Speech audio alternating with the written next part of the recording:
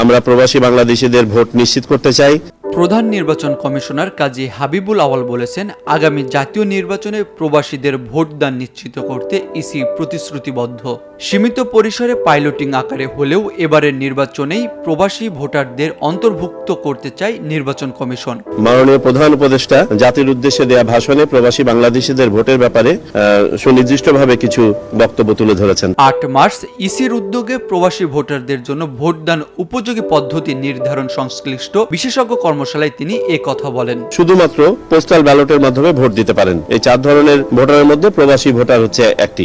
আগারগাঁওয়ের নির্বাচনী প্রশিক্ষণ ইনস্টিটিউটে অনুষ্ঠিত এই কর্মশালায় প্রবাসীদের ভোটদানের সম্ভাব্য পদ্ধতির মধ্যে প্রক্সি ভোট, ডিজিটাল ভোটিং বা বিশেষ পোস্টাল ব্যালট পদ্ধতি নিয়ে আলোচনা করা হয়।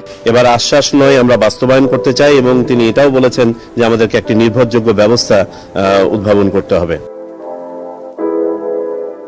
সিইসি জানান, বিভিন্ন দেশের প্রবাসী ভোটিং ব্যবস্থা বিশ্লেষণ করে সর্বোত্তম সমাধান খুঁজছেন তারা। নির্বাচন কমিশনার বলেন, প্রবাসীদের ভোটার তালিকায় অন্তর্ভুক্তি ও ভোটিং পদ্ধতি চূড়ান্ত করতে প্রযুক্তিগত ও আইনি কাঠামো জোরদার করা হচ্ছে। ইতিমধ্যে 34টি দেশের 44টি দূতাবাসের মতামত নেওয়া হয়েছে। এছাড়া গণপ্রতিনিধিত্ব আদেশ সংশোধনেরও উদ্যোগ নেওয়া হয়েছে। বিশেষজ্ঞের মতে, ডিজিটাল ভোটিংয়ে নিরাপত্তার ঝুঁকি থাকলেও প্রক্সি ভোট বা ডাকযোগে ব্যালট পাঠানোর বিকল্প বিবেচনা করা যেতে পারে।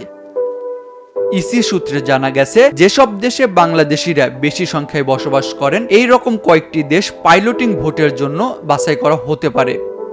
কেউ কেউ সশরীরে ভোটের ব্যাপারে মত দিয়েছেন, অনলাইন ভোটের ব্যাপারে মত দিয়েছেন, পোস্টাল ব্যালটের ব্যাপারে কেউ কেউ বলেছেন, বাবার এটা বলেছেন যে পোস্টাল ব্যালট বর্তমানে কার্যকরী নয়। উল্লেখ্য, এই কর্মশালায় অংশগ্রহণকারী সরকারি, বেসরকারি সংস্থা, শিক্ষাবিদ ও আন্তর্জাতিক পর্যবেক্ষকদের সুপারিশ মূল্যায়ন করে ইসি চূড়ান্ত সিদ্ধান্ত নেবে।